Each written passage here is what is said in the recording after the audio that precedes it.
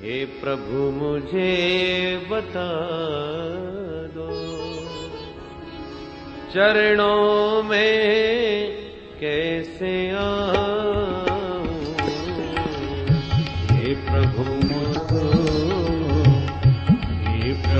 मुझे बता दो, चरणों में कैसे आऊं। माया के बंधनों से, माया के बंधनों से अब मुक्ति कैसे पाऊं।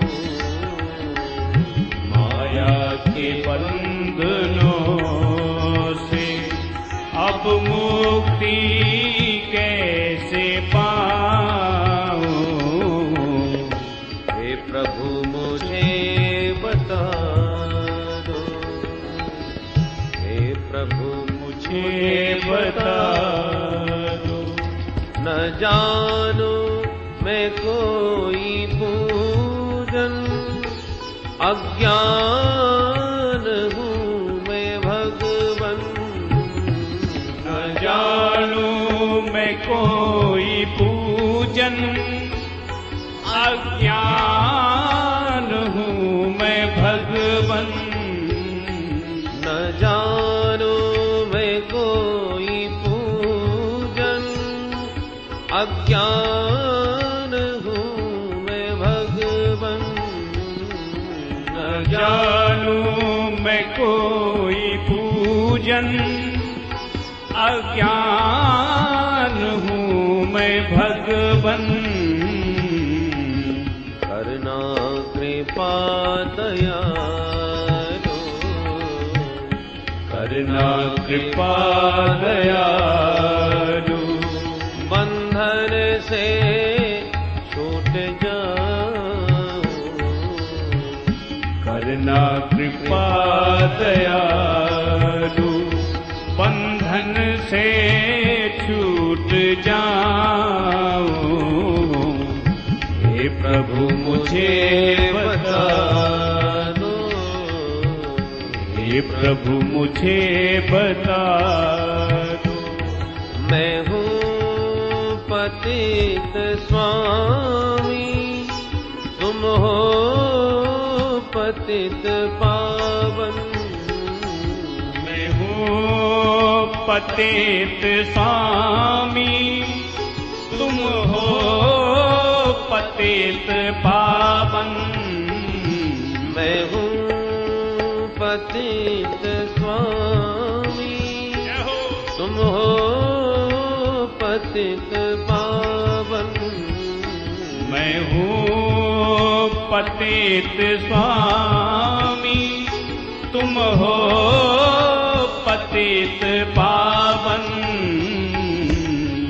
अब गुण भरा हृदय, अब गुण भरा हृदय। इसे कैसे मैं दिखाऊं। अब गुण भरा हृदय, इसे कैसे मैं दिखाऊं। हे प्रभु मुझे बता दो, हे प्रभु मुझे बता दो। अच्छा हूँ या बुरा हूँ, जैसा भी हूँ तुम्हारा। अच्छा हूँ या बुरा हूँ, जैसा भी हूँ तुम्हारा। अच्छा हूँ या बुरा हूँ, अच्छा हूँ या बुरा हूँ, जैसा भी हूँ तुम्हारा। अच्छा हूँ या बुरा हूँ, जैसा भी हूँ तुम्हारा। ठुकराओ ना मुझे अब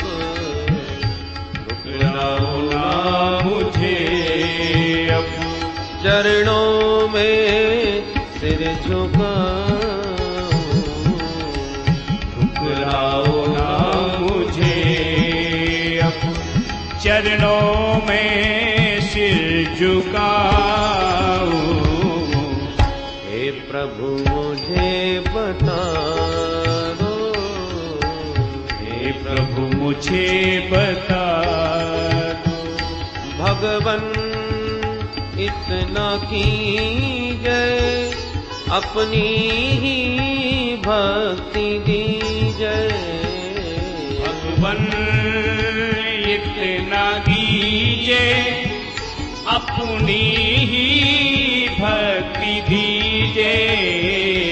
भगवन इतना कीजय, हो अपनी ही भक्ति दीजय। भगवन इतना कीजिए, अपनी ही भक्ति दीजिए। ओ प्रेम आप में ही, ओ प्रेम आप में ही, तुमको ना भूल पाऊं। ओ प्रेम आप में ही, तुमको ना भूल पाऊं।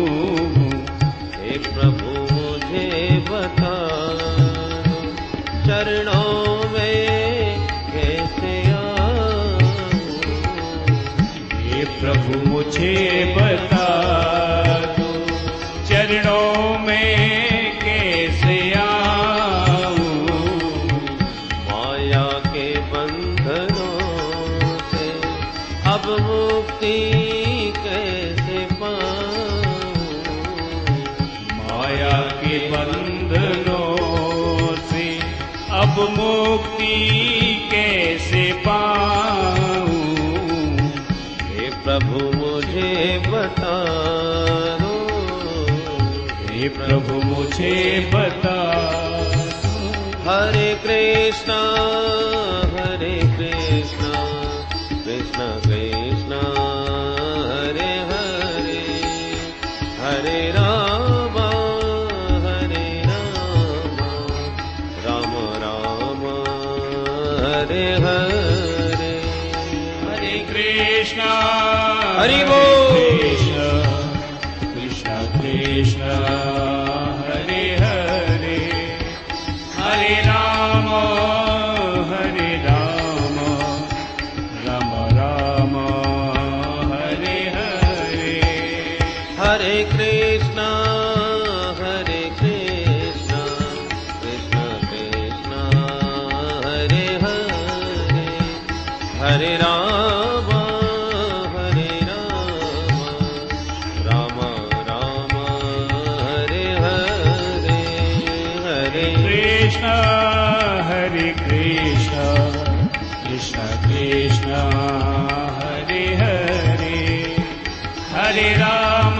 राम राम हरे हरे।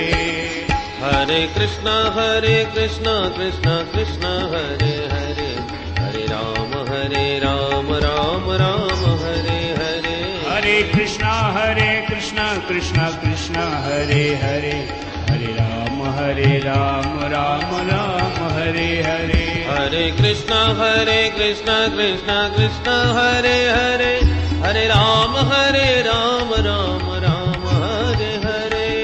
कृष्णा कृष्णा कृष्णा हरे हरे, हरे राम राम हरे हरे। हरे कृष्णा कृष्णा कृष्णा हरे हरे, हरे राम राम हरे हरे। कृष्णा कृष्णा कृष्णा हरे हरे, हरे राम राम हरे हरे। हरे कृष्णा कृष्णा कृष्णा हरे हरे, हरे राम राम हरे हरे। कृष्णा कृष्णा कृष्णा हरे हरे, हरे राम राम हरे हरे। हरे कृष्णा कृष्णा कृष्णा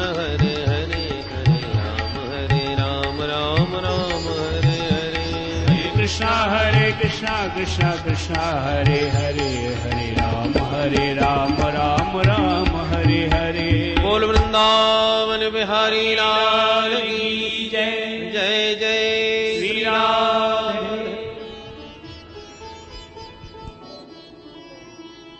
परम मंगलमय भगवत स्वरूप श्रीमद् भागवत महापुराणांतर्गत आपने पूर्व प्रसंग में श्रवण किया। द्वारकाधीश प्रभु पांडवों के शोक का पितामह भीष्म के द्वारा निरावरण करा के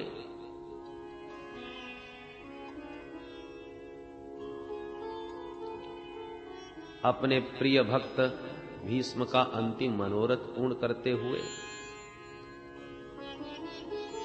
पुनः पांडवों से द्वारका जाने की अनुमति प्राप्त करके चले गए।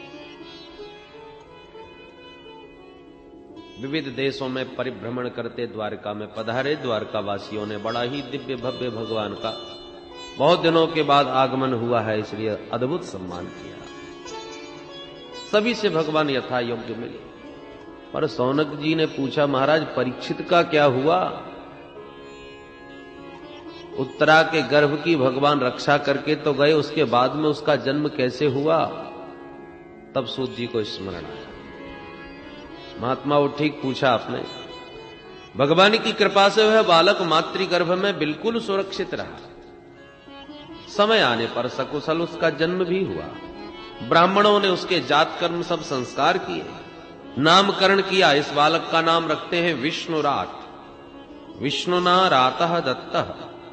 भगवान विष्णु की कृपा से, नारायण के अनुग्रह से ही इसकी रक्षा हुई है मां के गर्भ में, इसलिए नाम विष्णुरात। पर यह बालक जिसकी गोद में जाता है या इसके सामने जो भी आता है उसी को टुकुर टुकुर देखता है। क्या ये वही है? मुझे मेरी मां के गर्भ में जो बचाने आया था वो 4 हाथ वाला कौन है?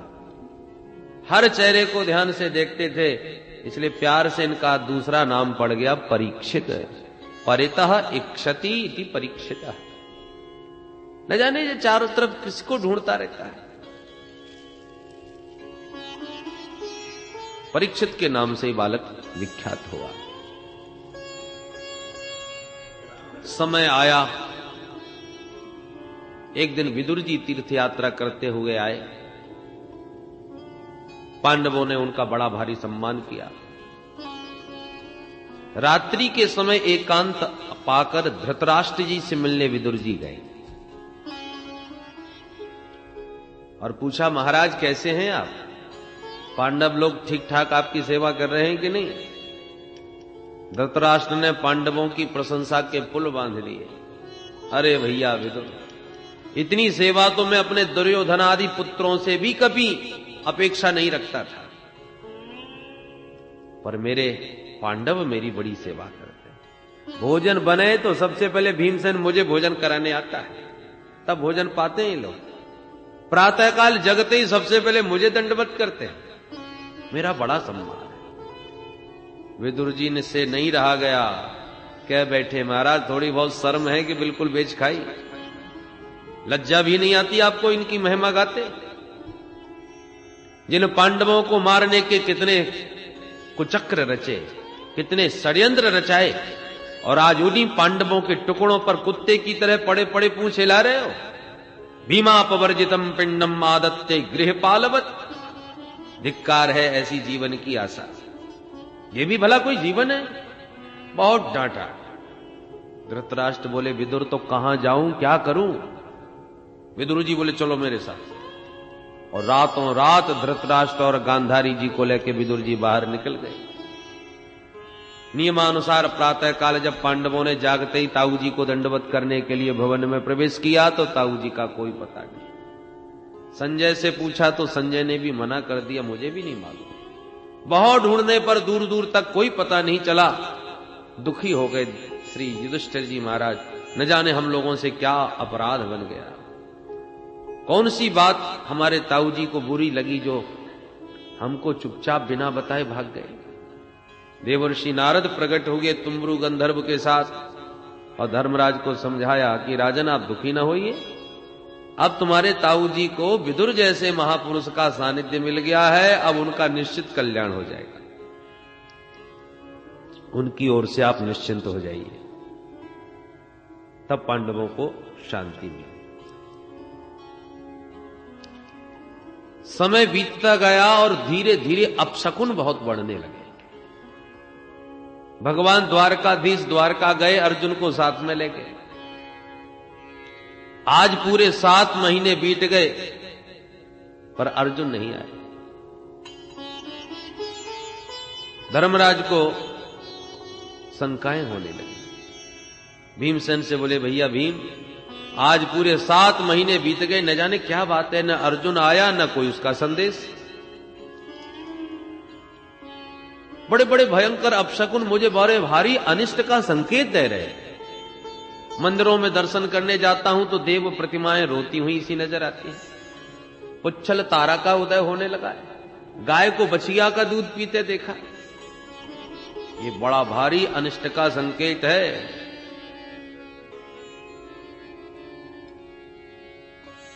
गता सप्ताधुना मासा भीमसेन तवानुज नायाति कस्य बाहे तो नाहं वेदेद मंजसा। 7 महीने तक अर्जुन अभी लौट के क्यों नहीं आया? नहीं आना था तो संदेश क्यों नहीं भेजा? चर्चा हो ही रही थी कि अचानक सामने से आ गए अर्जुन। अर्जुन को देखते ही पांडव दौड़ पड़े। अरे अर्जुन, कैसे हो? सबको महान आश्चर्य होने लगा, क्योंकि अर्जुन का मुख एकदम कांतिहीन हो चुका था। आंखों से अश्रुपात हो रहा था। तेज विहीन मुख, आंखों में आंसू। अरे लगता है कोई बहुत बड़ा अनिष्ट हो गया। अर्जुन जल्दी बताओ, हुआ क्या? तुम्हारी कांति नष्ट क्यों है? कहीं तुमसे कोई बहुत बड़ा पाप तो नहीं हो गया? गोवध तो नहीं हो गया? विप्रवध तो नहीं हो गया?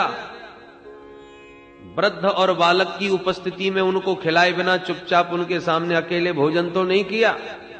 अगम्या से गमन तो नहीं हुआ? शरणागत की रक्षा करने में कहीं असमर्थ तो नहीं हुए? तुम्हारी प्रतिज्ञा भंग तो नहीं हो गई? क्या बात है, तुम्हारा मुख आज कांतिहीन क्यों है? ओहो, द्वारका में इतने दिन रह के आए हो, द्वारका में सब कुशल से तो हैं? हमारे प्यारे प्रभु अपने परिकर के साथ प्रसन्न हैं? सांब, प्रद्युम्न आदि सभी यदुवंशी आनंद पूर्वक तो हैं? जब एक एक से सबकी कुशलता के प्रश्न करने प्रारंभ किए तो अर्जुन तुरंत चरणों में गिर पड़े महाराज युधिष्ठिर जी के। वंचितो हम महाराज हरिणा बंधु रूपिणा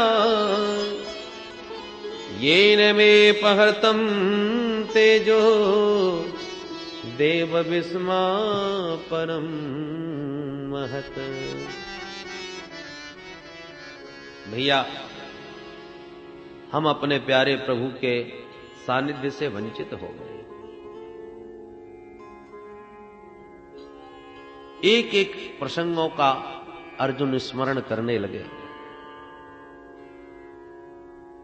याद है, जिन प्रभु की कृपा से मैंने खांडव वन का दहन किया, युद्ध में भोलेनाथ को भी संतुष्ट किया, जिन्होंने दुर्वासा मुनि के उग्र शाप से अक्षय पात्र का एक दल पा करके विश्वात्माओं को तृप्त करके हमारे प्राणों की रक्षा की, स्वयंवर में जिनकी कृपा से मैंने द्रौपदी का वर्ण किया, आज उन्हीं प्रभु के परम धाम जाने के बाद मैं अर्जुन वही, मेरा गांडीव वही, मेरे बाण वही, पर मेरे प्रभु मेरे साथ नहीं, तो महाभारत का विजेता अर्जुन आज भीलों से भी युद्ध में पराजित हो गया। आज मुझे समझ में आया कि मेरा बल पराक्रम जो भी कुछ था वो प्रभु का ही था, मैं तो एक निमित्त था। यदुवंश के संहार का जब पूरा प्रसंग सुनाया अर्जुन ने विस्तार पूर्वक, कुंती मैया दौड़ के आई थी यदुवंशियों की कुशलता का समाचार सुनने, पर जब यदुवंश के संहार का समाचार सुना और साथ ही साथ जब ये सुना कि गोविंद भी लीला संवरण करके परम धाम गए, तो तुरंत पद्मासन में बैठकर ध्यान लगा के गोविंद के चरणों में एक क्षण में कुंती मैया ने अपना शरीर त्याग दिया। बोल भक्त वत्सल भगवान की। ऐसे प्रेमी या तो रामावतार में श्री दशरथ जी हुए या कृष्णावतार में भगवती कुंती, जिन्होंने प्रभु के वियोग को क्षण भर भी सहा नहीं। पांडवों ने भी तुरंत द्रौपदी जी को साथ में लेकर परीक्षित को सत्ता का भार सौंपकर स्वर्गारोहण करते, हिमालय यात्रा करते करते अंत में परम धाम को प्राप्त हो गए।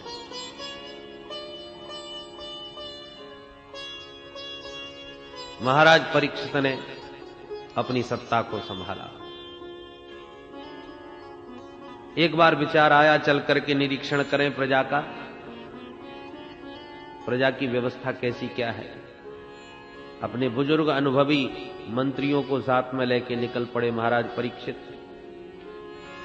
भ्रमण करते करते सर्वत्र अपने पूर्वजों की प्रशंसा सुनने को मिली, परंतु एक जगह पर बड़ा अटपटा दृश्य देखा कि गाय बछड़े आंसू बहाते रोते जा रहे हैं और एक निर्दयी दुष्ट उनके पीछे पड़ा हुआ है। दोनों अपने सुख दुख की बातें एक दूसरे को सुना रहे हैं। बछड़ा कहता है, मां शायद आप इसलिए रो रही हैं कि मेरे 3 पैर टूट गए, अथवा इसलिए रो रही हैं कि प्रभु हमको छोड़ के चले गए। ये दोनों के संवाद को महाराज परीक्षित ने सुना। क्रोध में नेत्र अंगारे बरसाने लगे। मुझे परीक्षित के राज्य में गो माता पर इतना बड़ा अत्याचार हो रहा है। अरे जिन गायों की रक्षा के लिए मेरे प्रभु गोपाल बन के वन वन विचरण किए, उनके परम धाम जाते ही मेरी गायों पर इतना अत्याचार। प्रभु का नाम ही जिन गायों के द्वारा गोविंद और गोपाल पड़ा, उन्हीं की गायों पर अत्याचार होने लगा। हाथ में तलवार लिए महाराज परीक्षित दौड़ पड़े। हे गो माता, अब आपको रोने की आवश्यकता नहीं, प्रभु परम धाम गए तो क्या हुआ, अभी परीक्षित जिंदा है। मारोदी अंब भद्रम ते खलानाम मई शास्त्री। क्रुद्ध हुए महाराज परीक्षित जैसी आगे बढ़े, उस दुष्ट को दंड देना चाहते थे कि वह दीनवत शरणंगतः मुकुट उतार के चरणों में गिर गया। त्राहिमाम त्राहिमाम, महाराज रक्षा करें। शरणागत की रक्षा करना छात्र धर्म है, ये जानकर के महाराज परीक्षित ने खड्ग को म्यान में कर दिया और कहा, हे गो माता, आप कौन हैं? मैं जान गया आप साधारण गाय बछड़े तो हो नहीं सकते। आपके संवाद को सुनकर के ही मैं समझ गया। हे वृषभ, आप कौन हैं? क्योंकि आपके तो 3 पैर टूटे हुए हैं। तुम्हारी ये दुर्दशा किसने करी? मुझे बताओ, निसंकोच निर्भीक होके बताओ। बछड़ा बोल पड़ा, महाराज, मैं अपने दुख का हेतु किसे मानूं? कुछ लोग कहते हैं कि भाई जैसा कर्म करोगे वैसा फल मिलेगा, कर्म ही सुख दुख का कारण है। कुछ लोग कहते हैं भाई ईश्वर की इच्छा के बिना पत्ता भी नहीं हिलता, भगवत इच्छा से ही सब कुछ होता है। कुछ लोग कहते हैं भाई ग्रहों की गति है, जैसी आ जाए, अनुकूल ग्रह आ जाए तो बड़ा आनंद आता है, प्रतिकूल पड़ जाए तो बड़े बड़े महापुरुषों को भी कष्ट उठाना पड़ता है। इसलिए भाई मेरी समझ में नहीं आता और मुझे नहीं लगता मैं अपने दुख का किसी को दोष दूं। अतः मैं अपनी इस दुर्दशा का दोषी किसी को नहीं मानता। महाराज परीक्षित बोले, बस बस, पहचान गया, आप साक्षात धर्म है। क्योंकि पापी को तो पाप का फल मिलता ही है, पापी के पाप की चर्चा करने वाला भी पाप का भागीदार हो जाता है। और इसलिए आपने किसी के दोष की चर्चा अपने मुख से नहीं करी। आप साक्षात धर्म हैं और ये गोमाता साक्षात धरणी है। जिसका भार उतारने के लिए प्रभु आए थे, पर अब लीला स्मरण करके परम धाम चले गए, इसलिए उनके वियोग में दुखी है। दोनों को मैंने पहचान लिया। आप धर्म है, ये धरणी है, पर ये धूर्त कौन पीछे पड़ा है तुम दोनों के, ये समझ में नहीं आया। क्यों भाई, तेरा परिचय? चरणों में गिर के बोला, सरकार मेरा नाम है कली, मैं कलियुग हूं। परीक्षित बोले, अच्छा अच्छा, तो तू कलियुग है? मेरे राज्य की सीमा में प्रवेश करने का दुस्साहस कैसे हुआ तुझे? कलियुग बोला, सरकार ये बताइए कहां आपका राज्य नहीं है? इस सप्तद्वीप वसुंधरा पर एक छत्र आपका ही साम्राज्य है, जाऊं तो कहां? सब जगह आप मुझे धनुष बाण लिए दिखाई पड़ते हैं। शरण में आ गया हूं महाराज, जो स्थान बता दोगे वहीं रह जाऊंगा। महाराज परीक्षित बोले, अच्छा ये बताओ तुम्हारे अंदर गुण कितने हैं और दोष कितने हैं? कलियुग बोला, महाराज दोषों का तो भंडार हूं, पर गुण सिर्फ एक है। क्या गुण है तुम्हारे अंदर? यत् फलम नास्ति तपसा न योगेन समाधिना तत्फलम लभते सम्यक् कलौ केशव कीर्तनात्।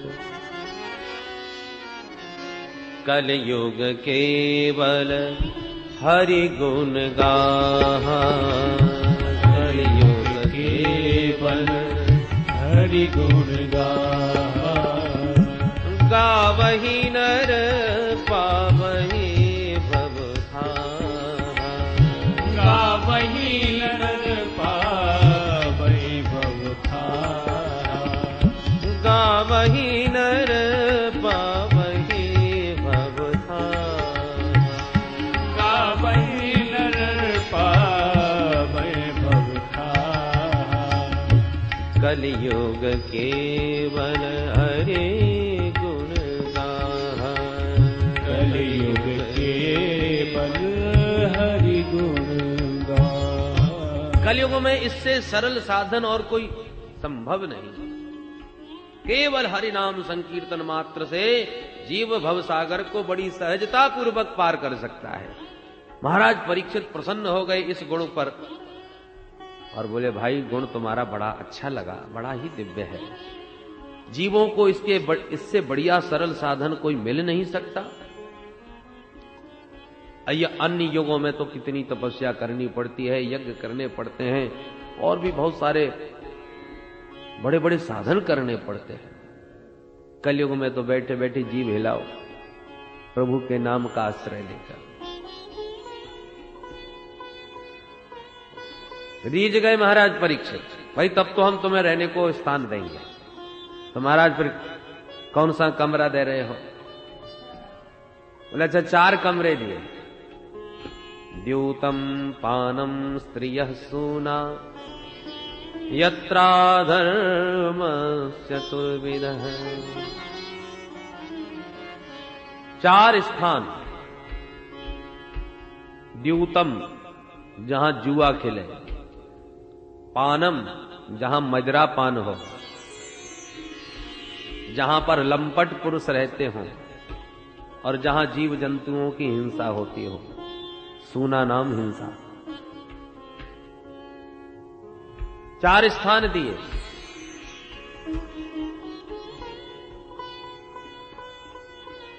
कलयुग गिड़गिड़ाता हुआ बोला, महाराज परिवार बहुत बड़ा है, 4 कमरों में गुजारा नहीं हो पाएगा, और फिर आपने जैसी शकल देखी वैसी कमरे दे दिए हमको। अरे कम से कम एक गुण मेरा आपको बहुत पसंद आया, तो क्या एक बढ़िया सा कमरा नहीं मिलेगा? बढ़िया सा एक कमरा मिल जाए बस, जो ड्राइंग रूम बन जाए, आने जाने वालों के लिए बढ़िया सा स्थान होना चाहिए। घर में एक कमरा तो बढ़िया हो गए। अच्छा तो बोलो कौन सा स्थान और चाहते हो? बोले, महाराज केवल स्वर्ण में निवास और मिल जाता तो अपना काम चल जाता। पुनश्च याचमानाय जात रूप मदात प्रभु। स्वर्ण में निवास मांगा।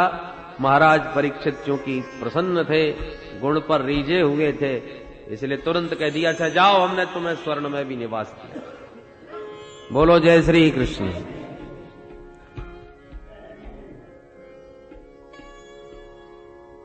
अब एक और प्रथम स्कंद में तो सूत जी कह रहे हैं कि महाराज परीक्षित ने स्वर्ण में निवास दे दिया कलयुग को, और दूसरी ओर भागवत के एकादश स्कंद में विभूति योग का वर्णन करते हुए उद्धव से भगवान कृष्ण स्वयं कहते हैं धातु नामस्मि कांचनम। उद्धव, धातुओं में स्वर्ण मेरा ही स्वरूप है, उसमें मेरा निवास है। अब लो, भागवत में ही लिखा है कलयुग का निवास है, और भागवत में ही भगवान कह रहे हैं कि मेरा निवास है, तो अब किसका निवास माने?